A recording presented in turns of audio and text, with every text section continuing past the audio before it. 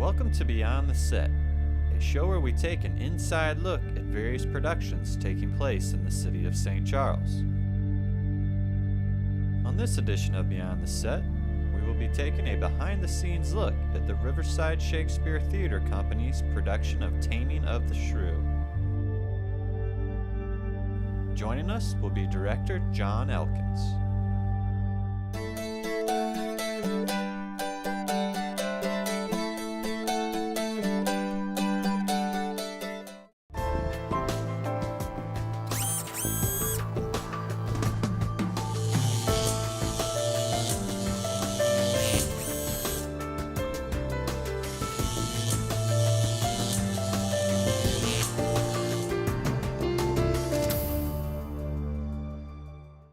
My theater background started when I was pretty young. I started being in community plays around the age of 6 or 7.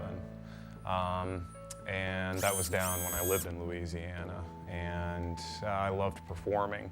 And I kept doing it all through grade school and all through high school. And when I got to college, I was performing. And then I got into technical theater and directing, and started to get into script analysis and starting to really take an analytical approach to theater as an art form, and how exactly it all comes together, from the technical aspects to the actors and their performance to the director's concept and the producer's work with this show. And just kind of got an all-around education at Lindenwood University, and that's where I got my BA in theater.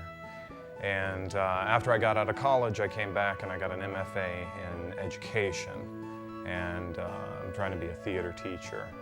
And along the way, 2 years ago, a friend of mine approached me about the St. Charles Arts and Culture Commission wanting to continue to do Shakespeare productions in St. Charles. They had been doing them for some years now with a number of different people, I believe. And that's how we kind of got hooked into Riverside Shakespeare and forming the company and working with the Arts and Culture Commission to do a repertoire of Shakespeare, one show every summer down in Frontier Park. If you, Hortensio, or you, Professor Gremio, know any such, prefer them hither. For to cunning men I will be very kind and liberal in mine own children in good upbringing. And so fare thee well. Katerina, you may stay. More do I have to commune with Bianca. Oh, I trust I may go too, may I not? What shall I be appointed, hours and over like? I knew not what to take and what to leave. Ha! When we began working with the St. Charles Arts and Culture Commission, we were working with Laura Helling primarily. She's the vice chair on the commission and does work here at the Foundry too, I believe.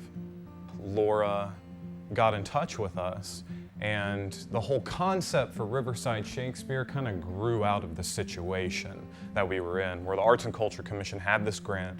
They wanted to use this money. They wanted a production of a Shakespeare show to go up in a park somewhere in the city.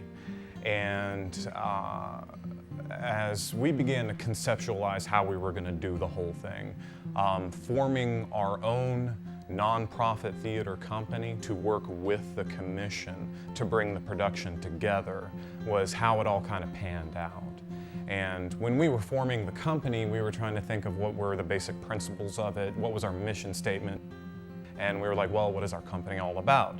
And primarily, and we've stuck to this day, and we want this to be the defining attribute of Riverside Shakespeare and its work with the Arts and Culture Commission, is that all of our productions are free to the public. And it's a huge point of pride that we take in that. And we began working with the Arts and Culture Commission, and they were immediately supportive. And I guess it's because they were really relieved that they weren't going to have to give up something that they're trying to make a tradition for the community. And we began working with them. On top of Laura Helling being on the Arts and Culture Commission, they also have Irv Ermerlin, who is a city councilman, sits on the city council, I believe, and he's the liaison to the Arts and Culture Commission.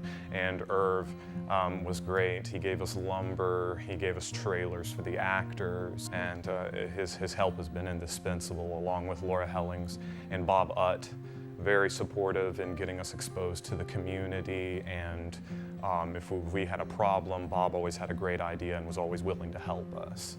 And they've just done a fantastic job in helping us incubate the entire project.